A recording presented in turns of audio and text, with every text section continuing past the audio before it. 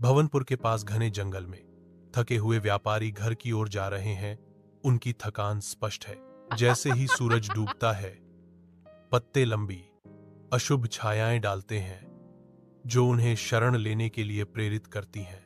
थकान से प्रेरित होकर वे रात में आराम करने के लिए एक सुरक्षित आश्रय की बेतहाशा तलाश करते हैं। अंधेरा छाने के साथ जंगल का आलिंगन कसता जाता है, जिससे आश्रय की आवश्यकता बढ़ जाती है।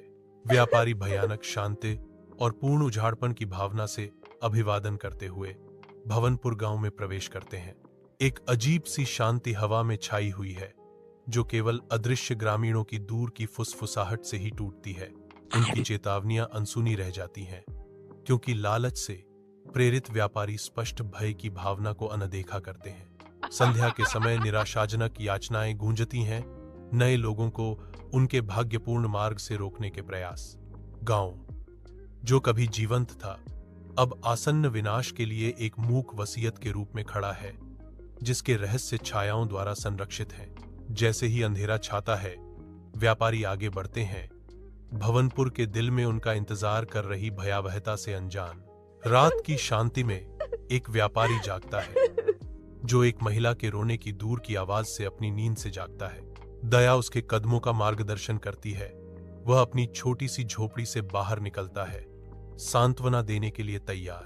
प्राचीन बरगद के पेड़ के नीचे एक अजीब चांदनी लंबी विकृत छाया डालती है। एक भयानक दृश्य इंतजार कर रहा है। राखी प्रकट होती है। उसका आधा रूप झुलसा हुआ है। आंखें एक अशुभ लाल चमक के साथ जल रही हैं। जैसे ही चांदनी राखी के भयानक रूप से टकराती है, बदला लेने का एक दृश्य हवा डर से भारी हो जाती है। सुबह की रोशनी एक व्यापारी के शरीर को उजागर करती है, जो गांव की सड़क पर आतंक की एक भद्दी प्रतिमा है। व्यापारी भयावह दृश्य पर ठोकर खाते हैं। उनके चेहरे डर से सफेद पड़ जाते हैं। एक सामूहिक सांस उनके होठों से निकलती है, क्योंकि पूरी भयावहता उन पर उतरती है। व्यापारी मुड़ते और भागते हैं, जिससे सुबह की शांति भंग हो जाती है। गांव की सड़क सुनसान पड़ी है। गिरे हुए व्यापारी की शांत चीख से प्रेतवाधित फुसफुसाहटें रात में गूंजती हैं, जो भवनपुर के बारे में बताती हैं, जहां भयावह रहस्य हवा में व्याप्त है। वन उगता है, तारों से जड़ी विशालता के खिलाफ एक गहरा सिलहूट। इसकी चुप्पी अनकही कहानियों से भरी है। स्थानीय लोककथा चेतावनी देती है। शाम के बाद पायल की हल्की लयबद्ध झंकार जंगल में गूंजती है। सरसराहट करती पत्तियां डर को बढ़ाती हैं। एक ठंडी चेतावनी फुसफुसाती है,